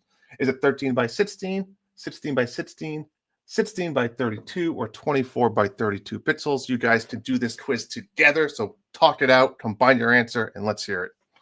When I'm given a question like this, I look at the left numbers and there's 2 16s, and then I look at the right numbers and there's 2 32s. So I'm going to go with 16 by 32. That's where I went. It's not 16 by 16. That's a square. Not that. That is a square. He's taller than he is wide. Yep. So we know it's not that one. And 13 by 16, the ratio doesn't seem right. I'm with you with the 16 by 32 or 24 by 32, but I think 16 by 32 is our final answer. I don't need to phone a friend. I'm thinking logistically. Lock it. Let's go with that. Yeah, let's go there. In which city was Super Mario Brothers for the NES first available to purchase for a limited North America test run in 1985? New York City, Los Angeles, Chicago, or San Francisco? New York City. Wow. I want to say that. I do want to say that. I feel like Chicago was right there too. If not Chicago at first, it was the second city. I remember seeing something at work about a guy that just retired who's been there since the launch, was there for the original launch, and I'm pretty sure it was in New York City at the FAO Schwartz toy store is the place where they launched it. So final answer? I'm gonna go New York City, but if it's Chicago, I won't be surprised. Blame it on me. Blame it on me. All right, locking it in. Which Mario title introduces now iconic color palette, blue overalls, red shirt, and cap for the in-game character model? Was it the Donkey Kong Arcade 1981, Mario Bros. The Famicom 1983, Super Mario Bros. NES 1985, or Super Mario Brothers 2 for the NES in 1988? It's not Donkey Kong, right? Because he has red overalls in Donkey Kong, right? Right? I'm not positive on Donkey Kong, but in Super Mario Brothers, he doesn't have it. So it's either before or after that. Can I cheat and look around in the room? Because I have the Mario Bros game for Atari, the original one. And I don't know. He might have a good the one, overalls. Right? Isn't it more there. like brown? I don't know. Yeah. Super Mario Bros is like brown and orange. So that wasn't it. Let's say it's Super Mario Bros. 2. I think that's where my head's at. I think you've talked me into that. I'm thinking logistically, and obviously 2 comes after 1. So in the order of things, I think 2 is the correct answer. Let's see what chat says. Let's see if they can help us out. Dart says All 2. All right, they're saying 2 as well. Let's go with that. Yeah. All right, lock it in. Tomorrow's 2, 1988. Okay. I don't remember half of the answers, by the way. By the way, we'll have all the answers at the end with your total score. Which of these wasn't one of Mario's working names during the development of 1981's Donkey Kong? Mr. Video, Stanley. Oh, I really hope it's Stanley. Jumpman, or Ozen? Osan. Osana bin Mario. This will not be the first question I butcher. I'm telling you that now. But let's go with Osan. Listen, I think this is a trick question. We all know the answer is Jumpman. But was it the working title? It says wasn't one of his working names. Right, but that's a final title. Is that different? I don't know. I should know because I did this, but all of the. I wish I knew what Osan meant. I'm gonna go with Stanley. I think that's odd. I can see them making a video game and calling the character Mr. Video. I think that's something I would do. You know what? I want to check the Stanley checkbox as well. Let's go Stanley. Imagine if it was Stanley. Like if that's what we ended up having, Stanley instead of Mario Super Brothers. Stanley Brothers. It's me, Super Stanley. Get with the program. You locking in Stanley? Yeah, the chat's with us. The chat agrees on Stanley. Okay, Stanley it is. Yeah. All right. This is a stupid question. Which of Nintendo's internal team, counting you choose here, was responsible for the development of Super Mario Bros? Nintendo and Research and Development number 1 department, 2 department, 3 department, or 4 department. Silly. It's so dumb. Here's a fun fact. I got this question right. No, you just guessed though. Of course I guessed. I think number 3. I have a good feeling with 3. You know what? I was thinking that too. I was right there with you, Hambone. We'll go with 3. Lock it in. Perfect. The North American release of Super Mario Bros. 2 was famously a retooled version of the 1987 Japanese title, the Yumo Tojo Doti Doti Panic.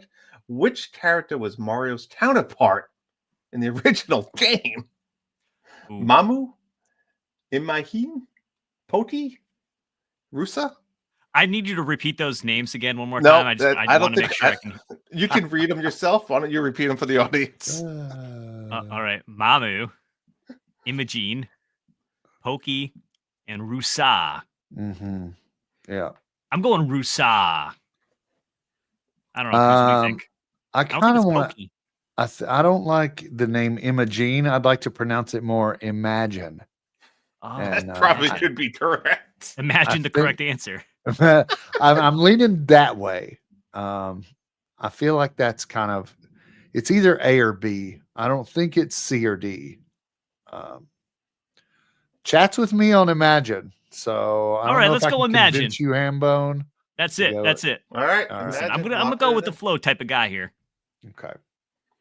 The Mario Bros. Don't have a canonical surname, but which piece of media unofficially gave them the names Mario and Luigi Mario?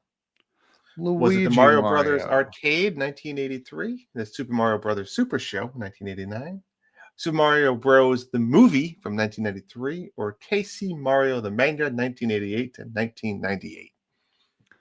It's B or C. I know it was a show. It could have been the It definitely is not A, but yeah, I think yeah, the Super Show. Yeah, let's go Super Show. Yeah. Okay. It's Hambone's guess and Darth Platypus. Yeah, we'll go with that. Mario has had many jobs, but what occupation did he hold in the first appearance in Donkey Kong? Carpenter. See, now this one may be a trick question, Hambone. Plumber, yeah, or zookeeper. Yeah. So a zookeeper wouldn't have a hammer, right? No, but he has a cage to put Donkey Kong in. Mm-hmm. Is he sending him back to the zoo? Yeah.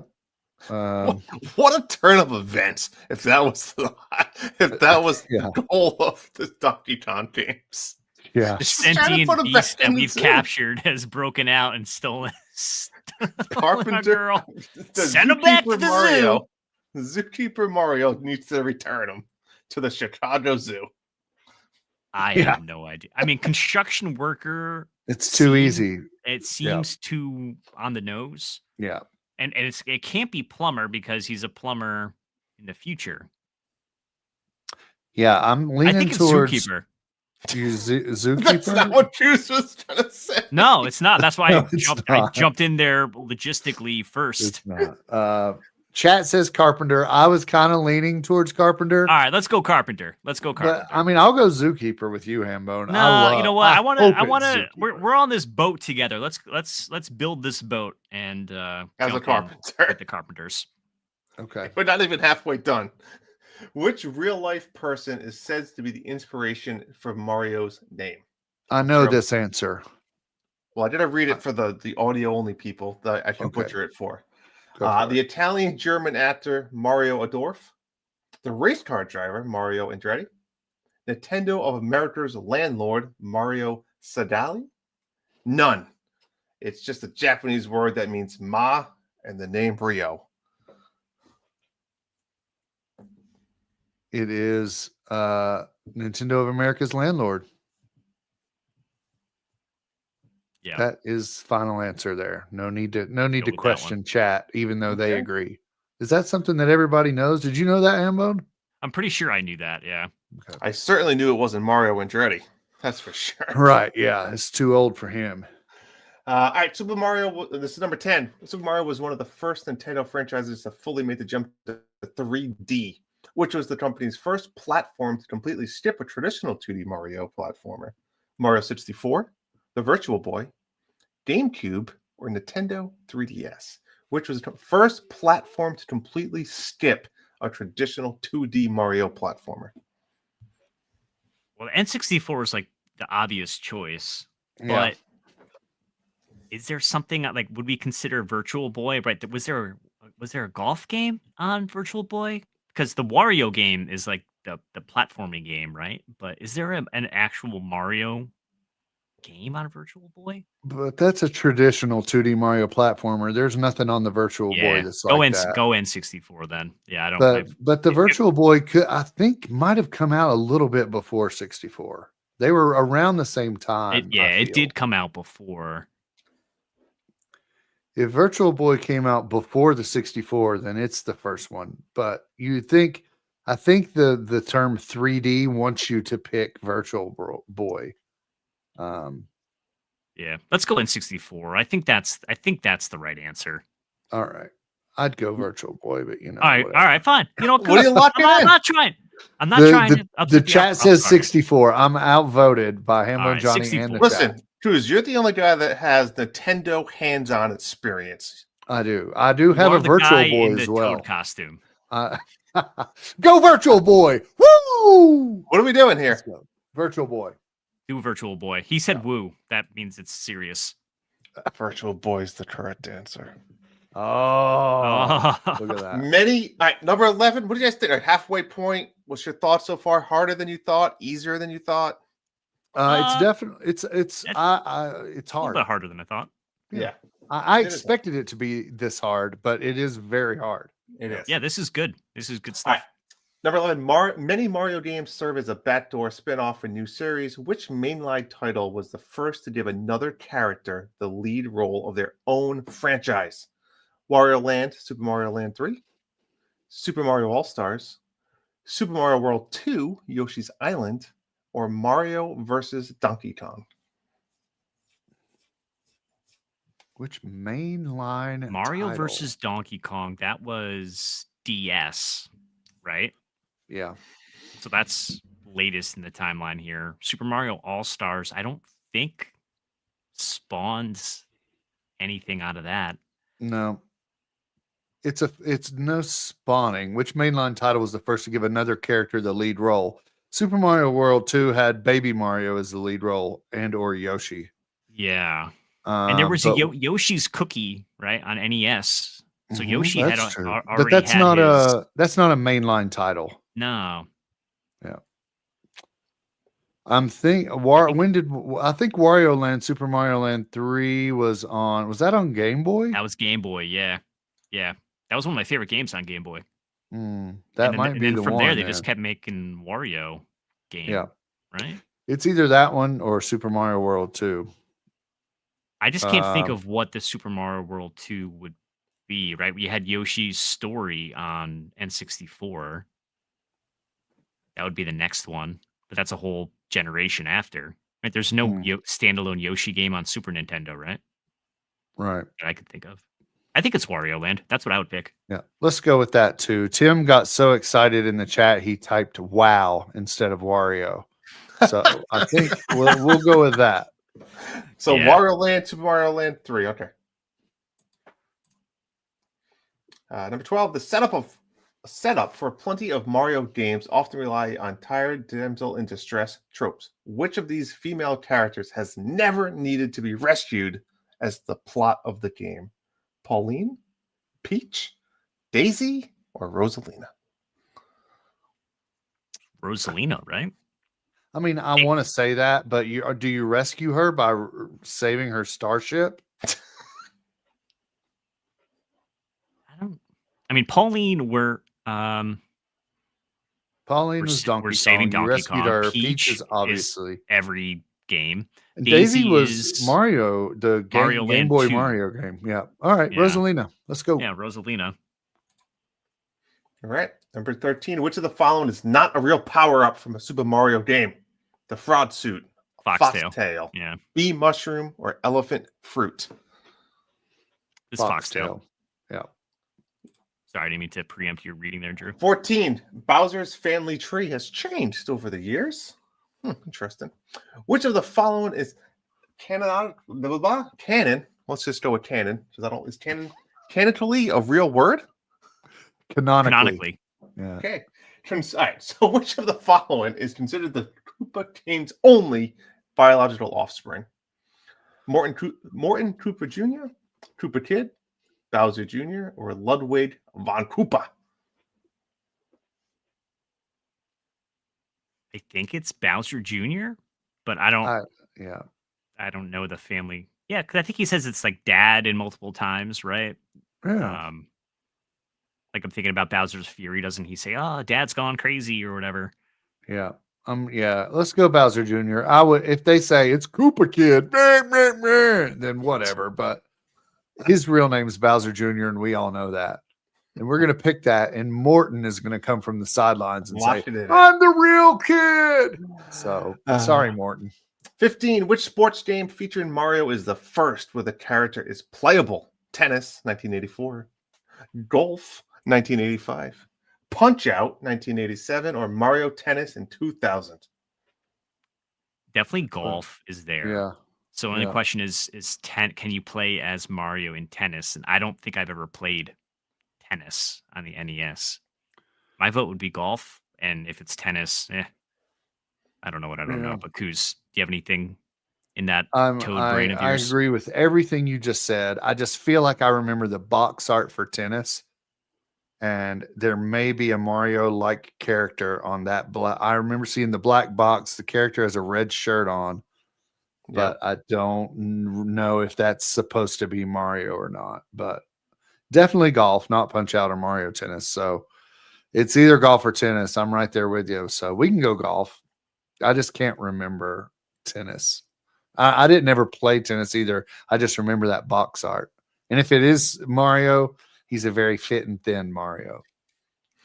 Don't golf? Golf it is. Yeah. All right. Mario's creator, Miyamoto, is considered the father of the franchise, but which mainline game was the first to be developed without Miyamoto as a producer? Super Mario Bros. The Lost Levels, Super Mario Bros. 3, Super Mario Land, or Super Mario World?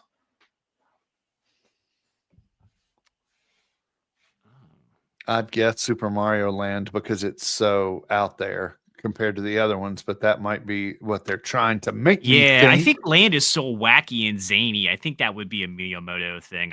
My brain went to the Lost Levels because I feel like it's Mario 2, but it's a rehash of what we already did, and the people on his team wanted to go and kind of make a difficult game or so. I don't know. I'm making up stuff, but that's where my vote would be. Lost Levels. All right, let's go. Lost Levels. We're going anti-chat here. Sorry, Tim and Darth. Not counting spin-offs or sports games, which Mario title is the highest selling entry of all time for the series? Super Mario Bros., the original, Super Mario World, New Super Mario Bros., or Super Mario Odyssey? So we've got the longevity of the older games, but the market penetration of NES back then, not super strong compared to however many millions of Switches.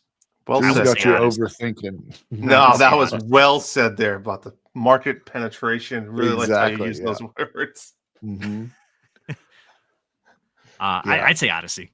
That's what Tim's going to with Odyssey because of the market penetration of the Switch. Yeah, I'm with Darth. Like, how many times has Super Mario Bros. Been on every system? Are they counting it when I bought it on the Virtual Console on the Wii? Like, I would go the OG Super Mario Bros. But if it's Odyssey, I wouldn't be shocked because that was like the only Mario game on the Switch. The only good one. Sorry, Paper Mario fans. I'm going to go Super Mario Bros., but we can go Odyssey. I won't fight you on it. Well, you have to fight me. You guys need to make the decision. Let's go Odyssey. Let's go Odyssey. I'll give you the next one. For more than 30 years, actor Charles Martinet portrayed the in-game voice of Mario, which was the first game to introduce his successor, Kevin Afghani, in the role. Paper Mario, the Origami King. No. Mario and Rabbids Sparks of Hope. Super Mario Bros. Wonder. Or Mario and the Luigi Brothership. It's Wonder. I'm pretty sure. Yeah. Okay, locking it in. All right, 2 questions left. Mario games come in all shapes and sizes, but which genre has the franchise not yet tackled as of 2025? Tactical role-playing, a rail shooter, a edutainment, or cooking simulator? So it's either Edutainment, rail is that a shooter word? or cooking simulator. Yeah, edutainment is some made up word that somebody made up, but it's real. Okay. Yeah. I'm going to go with rail shooter. I don't ever remember seeing any kind of Mario rail shooter. I agree. Let's go rail shooter. Okay. I wish they'd make one though. I'd play it. Although Nintendo is notoriously protected with its IP, it has a long history of collaborating with third-party partners. Which of the following companies has not made a game starring Mario? EA, Ubisoft, Sega, or Namco? So Ubisoft is the Sparks of Hope and the Rabbids crossover. Sega is the Olympics games, I think. Yeah. My knee jerk was EA, Yeah. but I don't know what Bandai would have. Didn't they make one of the last golf game? Didn't Bandai? They could have. Was it? No, because I'm Bandai thinking did Hot I'm Shots. thinking Pac-Man. Yeah, that's what I'm thinking. Yeah. I would go EA as well. Tim and Darth say EA. Yeah, let's go EA. Okay. All right. Are you guys ready for the results? I think when I click this, is this going to pop up? Here we go. Let's pop it. Wow, 70%. Wow. Hey, now. All right. So let's go through I'll this. take that. You corrected the I'll go through this kind of fast. I'm not going to read all this. Sorry for the audio Stanley. people. But you got the dimensions correct for the pixels of Mario. You understood that it was available for purchase first in New York City. You did not know where the original new iconic color palette came from. You guys guessed Mario 2. It was Mario Bros. Mario Bros was the weird game, right? Yeah, the the pipe. arcade. You just come out of pipes. Yeah. It's like, yep. I didn't play very much of that back in the day. Stanley was correct. Was never considered to be a name for Mario. Disappointing. The internal team was responsible. You guessed wrong. It was number 4 department. Whatever, man. The next one for the Doki Doki Panic was, you guessed right. Imagine. You guys went with it. Sweet. That was all you, Coos. Yeah. Last name of Mario being Mario was actually from the Super Mario Bros. Movie in 1993. The movie. I knew it was either the TV show and the movie, and Tim said it was the movie in the chat after we had already guessed it. So, our bad, Tim. Which occupation did he hold in his first appearance in Naughty Dog? Carpenter. It was correct. I wish it was Zookeeper. Me too. I wish it was too. Mario was inspired by The Landlord. You get that correct. Which 3D company was the first to do the 2D blah blah blah? Was the Virtual Boy? Get that correct. Mario games serve as a backdoor spin-off series, which gave another character a lead role. Wario Land, Super Mario Land 3 was correct. Which princess was never rescued? Rosalina, correct. Following is not a power-up. Foxtail, correct. Who is Bowser's kid? Essentially, Bowser Jr., correct. Which sports game featured Mario? Koopa Jr. I'd love for that origin story. Which sports game features Mario in the first where the character is playable? Is golf. Miyamoto considered the father of franchise. Which mainline game was his first to be developed without him? It was actually Super Mario Land. You guys taught yourself right out of that one. Yeah. I fall on the sword for these next two. Yeah. The next one, Darth was right. He said, no, go with the original. They bought it. We've all bought it 3 times, minimal. Yeah. And it was the highest selling game was the original Super Mario. New voice actor for Mario became in Wonder, correct. Rail shooter. There was Yoshi with the Super Scope on the Super Nintendo. Had a weird. You're right. I've game. Actually played that too. That's ridiculous. No cooking simulator. And then lastly, EA never made a Mario game. So, man, we were close. We were close. I call funny business on that railgun. That's a Yoshi game. That's not a Mario game. What's the wording say? It says Mario games. I don't know. It's Mushroom Kingdom games. What do you? I don't listen. If they would have said Yoshi game, I'd have said, yeah, there was one of those. Tim said in Mario Bros, Mario wears a blue hat. I don't know. I don't know, Tim. Drew's like, get up with the New York Times, wherever I got this list. MSN. Yeah, take that up with MSN. Yeah, Yoshi Safari. Yeah, that's what it's called. Huh. All right. Hey, congrats. You good in the top tier bucket. Wahoo, you're a superstar who probably knows all the words to Mario rap. At this point, education needs to extend beyond the page or screen. We recommend booking an immersive, in real life experience in a universal Super Nintendo world to fully live and breathe the Mushroom Kingdom in person. If you're truly committed to going deep down and warp pipe into Mario's history, Kyoto's exclusive Nintendo Museum awaits. Been there, done that, Coos, where you can see just about every single Mario game, toy, and oddity ever made. That's true. Well, those are facts. I love how they throw in an advertisement at the end. Thanks for taking the quiz. Go buy more Mario crap. All right, but folks, we're not done yet. We have one more thing to do that Cruz is going to take us home with. So I was out there busy at work one day, and I said, you know what we need? We need to use AI to its fullest capability. We need ChatGPT to write a spooky story for us, and we're going to call that spooky story the Mushroom Kingdom Massacre. And Coos, none of us have read this, by the way. None of us know what this is about. I have no idea. You went to ChatGPT and said, write me a scary story about the Mushroom Kingdom.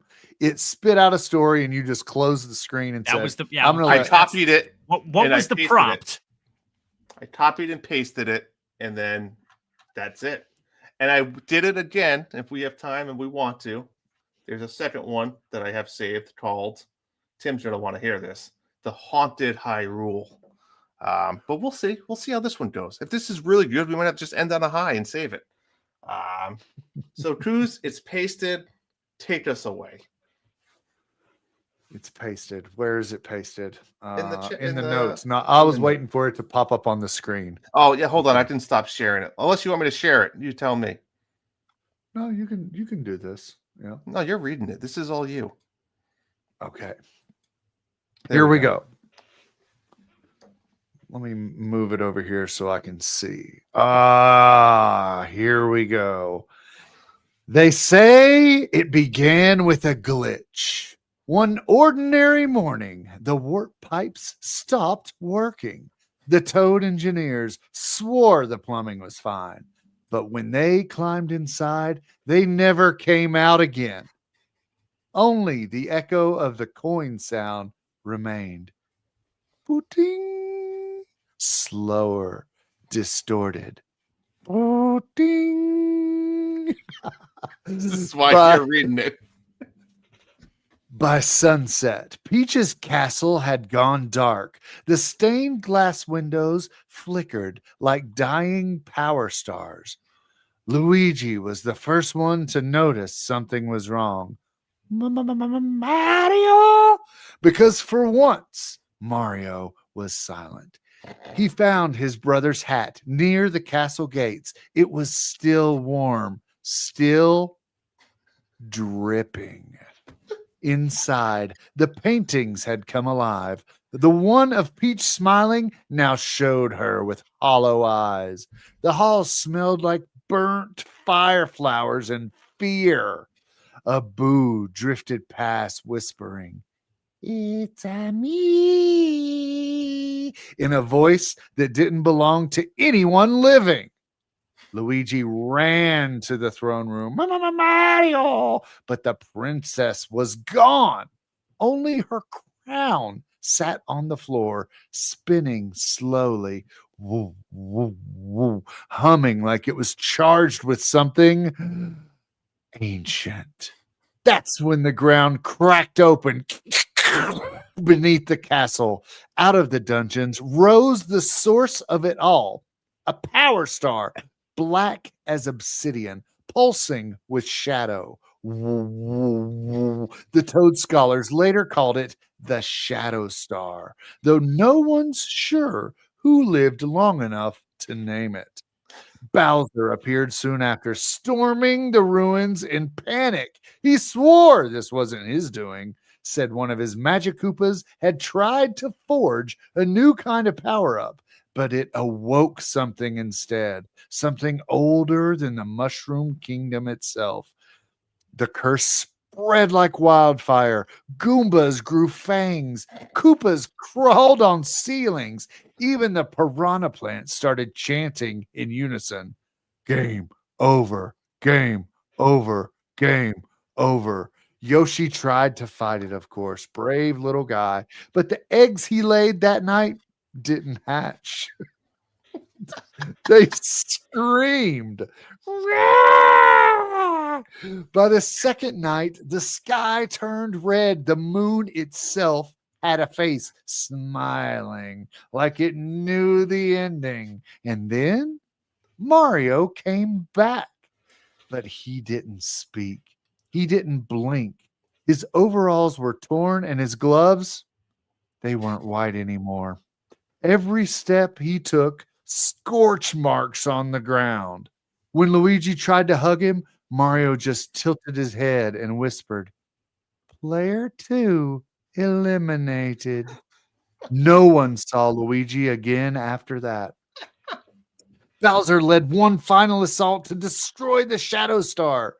Peach reappeared beside him, wielding her umbrella like a sword, radiant, fearless. Together, they reached the heart of the castle where Mario stood, waiting atop the throne. He smiled, that same old hero's grin, and said, "Thank you so much for playing my nightmare." The battle raged for what felt like hours, though some say time itself glitched inside the castle. When it was over, the Shadow Star shattered. The sky cleared, and the pipes began working again. But the kingdom was empty. No one ever rebuilt it. Now travelers claim that on stormy nights, if you stand near the ruins of Peach's castle and listen carefully, you can hear the one-up jingle. Doodle-dee-doodle-dee. Slow, warped, echoing through the wind. And if you follow the sound down the nearest pipe, you'll find a single fire flower still burning in the dark, and next to it, a red hat waiting. Wahoo! Great job. Well done. Well done, Coos. You gotta love the world. You gotta love this world that we live in. You gotta love it. That's insane. That is that's insane. That is not sponsored by Nintendo or Miyamoto. Just to put that out there. That is that was pretty great. It was pretty great. Well done, Cruz. I wouldn't have been able to do that. You knocked it out of the park. Well done. Hey, that's why I'm here. Well, take us home, Captain Toad. All right. That's all we have for this episode of the 8-Bit Clubhouse. Thank you all for watching, listening, joining us in the fun festivities.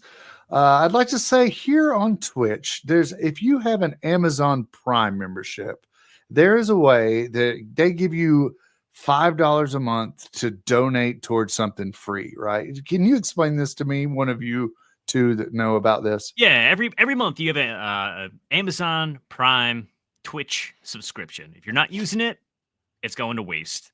So I think what Kuz is trying to say is if you're on Twitch, throw it our way. Doesn't cost you anything. You do need to be on PC or Mac. You can't do it on your phone.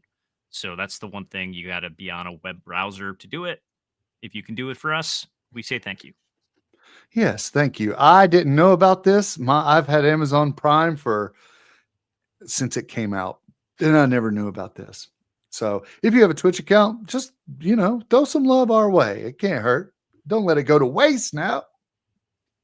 Thanks again for joining us. We are located on all the platforms, the Twitch, like I said, YouTube.